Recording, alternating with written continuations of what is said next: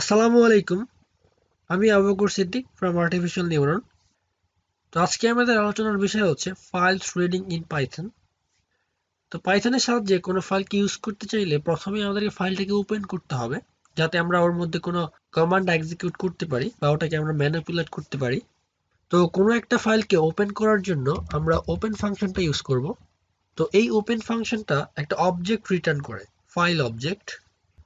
তো এই ফাইল অবজেক্টটাকে আমরা একটা ভেরিয়েবলের মধ্যে অ্যাসাইন করে দিব। এর নাম দেই আমরা ডক, অ্যাসাইন করে দিলাম। তো এবার যদি আমরা এই প্যারান্থেসিসের মধ্যে শিফট ট্যাব প্রেস করি, তো এখানে দেখুন যে আমাদের ওপেন ফাংশনটা কি কি প্যারামিটার নেয়। তো প্রথমে হচ্ছে ফাইল। তো এইখানে আমাদের দিতে হবে যে আপনার ফাইলের ডাইরেক্টরিটা।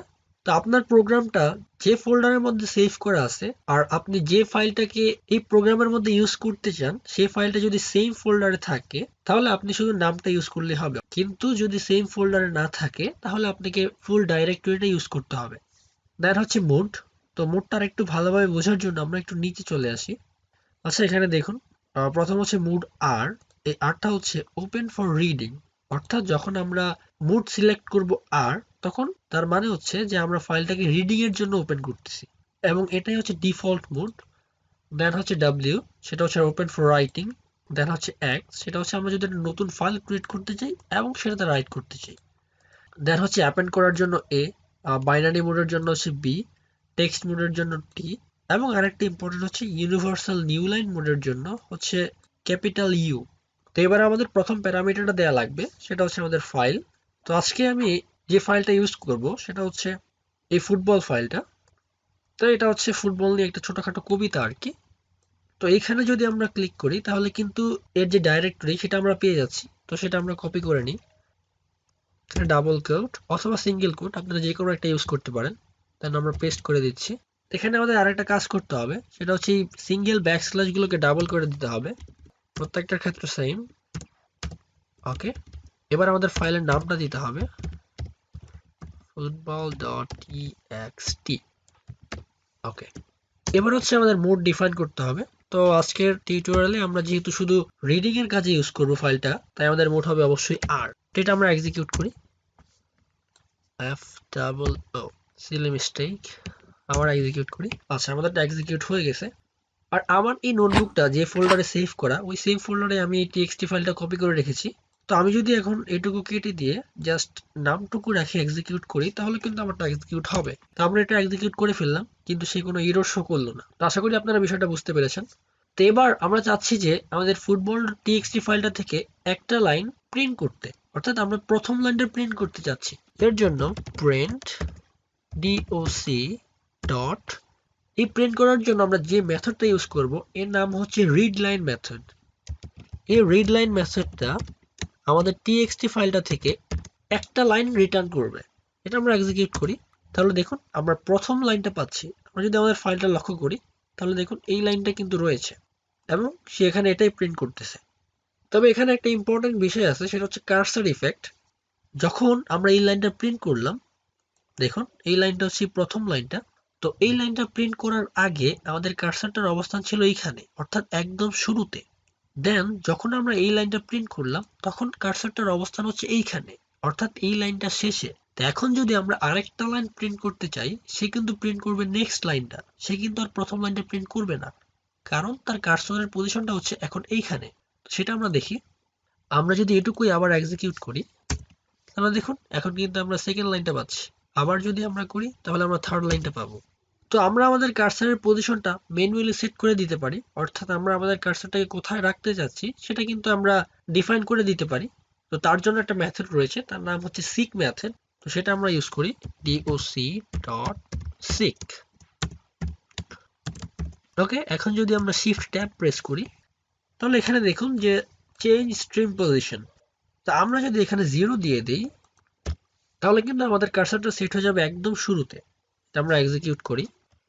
এবার যদি আমরা এই কমান্ডটুকু আবার এক্সিকিউট করি তাহলে দেখুন আমরা কিন্তু আবার ফার্স্ট লাইনটা পাচ্ছি।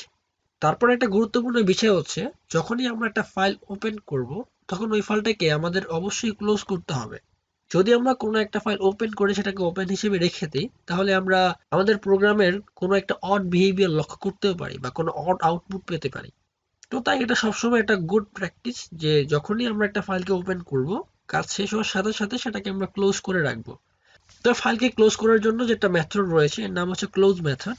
তো আমরা যদি আমাদের ডক ফাইলটাকে এখন ক্লোজ করতে চাই তাহলে doc ডট ক্লোজ এটা যদি আমরা এক্সিকিউট করি তাহলে এটা ক্লোজ হয়ে যাবে।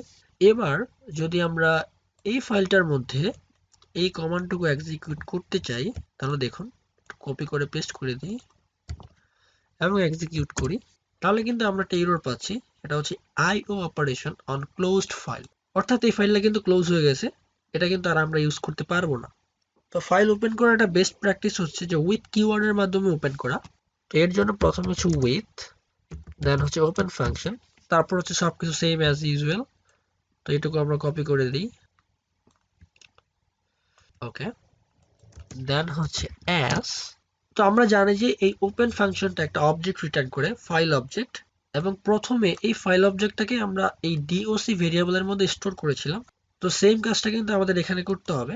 তো তাই এখানে আমরা একটা ভেরিয়েবলের নাম দিব।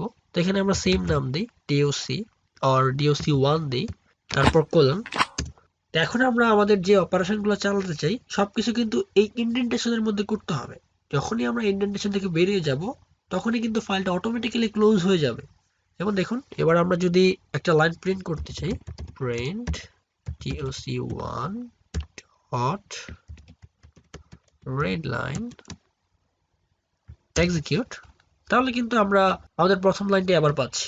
এরপরে যদি আমরা আবার এই কমান্ডটুকু ইউজ করতে চাই তাহলে দেখুন যে আমরা আবার ভ্যালু এরর পাবো যে IO operation on closed file, অর্থাৎ যখনই আমরা এই ইন্ডেন্টেশন থেকে বেরিয়ে যাব তখনই কিন্তু অটোমেটিক্যালি ফাইলটা ক্লোজ হয়ে যাবে। তো এবার আমরা যদি চাই যে এই ফাইলটাকে সম্পূর্ণ একবারে রিড করতে, তো সেটা কিন্তু আমরা পারবো। তার জন্য একটা মেথড রয়েছে, তার নাম হচ্ছে রিড মেথড। এখন এই মেথডটা যদি আমরা এক্সিকিউট করি তাহলে দেখুন আমরা কিন্তু একদম সম্পূর্ণ টেক্সট ফাইলটা পাচ্ছি। তো আরেকটা ইম্পর্টেন্ট মেথড রয়েছে, তার নাম হচ্ছে রিড লাইন মেথড।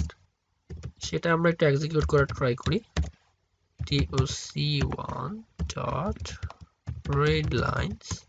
এই রিড লাইন মেথডটা একটা লিস্ট রিটার্ন করবে, যে লিস্টের প্রত্যেকটা এলিমেন্ট হবে এক একটা লাইন। সেটা আমরা দেখি, দেখুন যেটা একটা লিস্ট রিটার্ন করলো এবং তার প্রত্যেকটা এলিমেন্ট হচ্ছে এক একটা লাইন। এখন যদি আমরা চাই তাহলে কিন্তু আমরা এই লিস্ট থেকে প্রত্যেকটা লাইনকে আলাদা করে প্রিন্ট করতে পারবো। আমরা কিন্তু আবার এর মধ্যে স্লাইসিংও করতে পারবো। তো প্রথমে আমরা এটাকে একটা ভেরিয়েবলের মধ্যে অ্যাসাইন করি, লাইনস অ্যাসাইন করে দিলাম। তো এখন আমরা কিন্তু এর মধ্যে স্লাইসিং করে আমরা যে যে লাইনগুলো প্রিন্ট করতে চাই সেগুলো প্রিন্ট আউট করতে পারি। যেমন সেটা আমরা দেখি, লাইনস। তো স্লাইসিং কিভাবে করতে হয় সেটা কিন্তু আমরা আগেই শিখেছি। তো আমরা যদি এখন একদম প্রথম লাইনটা চাই তাহলে আমরা দিব হচ্ছে 0। তো এটাকে আমরা প্রিন্ট করে দিই, ওকে, এক্সিকিউট। তাহলে কিন্তু আমরা প্রথম লাইনটা পাচ্ছি। ফোর্থ লাইনটা চাইলে আমরা কিন্তু ফোর্থ লাইনটা পাচ্ছি। তো এবার আমরা যদি একটা রেঞ্জের লাইনকে প্রিন্ট করতে চাই, যেমন আমরা প্রিন্ট করতে চাই যে একদম প্রথম থেকে 3 নাম্বার লাইন পর্যন্ত, সেটা আমরা করতে পারি। সেটা করার জন্য প্রথম হচ্ছে 0 দেন 3। এর মানে হচ্ছে up to 4th number line but not including 4। এটা আমরা এক্সিকিউট করি, তাহলে দেখুন আমরা কিন্তু 3টা লাইন পাচ্ছি। তো এখানে \n মানে হচ্ছে এক একটা নিউ লাইন। তো 1 2 3 অর্থাৎ 3টা লাইন কিন্তু আমরা প্রিন্ট করতে পারতেছি। আবার আপনি যদি সবগুলো লাইনকে প্রিন্ট করতে চান সেটাও পারবেন। সেটা আমরা করি, তো আমি কমেন্ট আউট করে নিই, তারপর একটা ফর লুপ চালাই, for line in lines print line, okay, execute. তাহলে আপনারা দেখুন আমরা কিন্তু সম্পূর্ণ কবিতাটা পাচ্ছি। তো আজকের জন্য এতটুকুই। আমার ভিডিও যদি আপনাদের ভালো লাগে এবং হেল্পফুল মনে হয় তাহলে অবশ্যই লাইক কমেন্ট শেয়ার করবেন, আর অবশ্যই সাবস্ক্রাইব করতে ভুলবেন না। তো পরবর্তী টিউটোরিয়ালে আমরা রাইটিং নিয়ে দেখব, তো সেই ভিডিওটি দেখার আমন্ত্রণ রইল। সে পর্যন্ত সবাই ভালো থাকবেন, সুস্থ থাকবেন। আসসালামু আলাইকুম।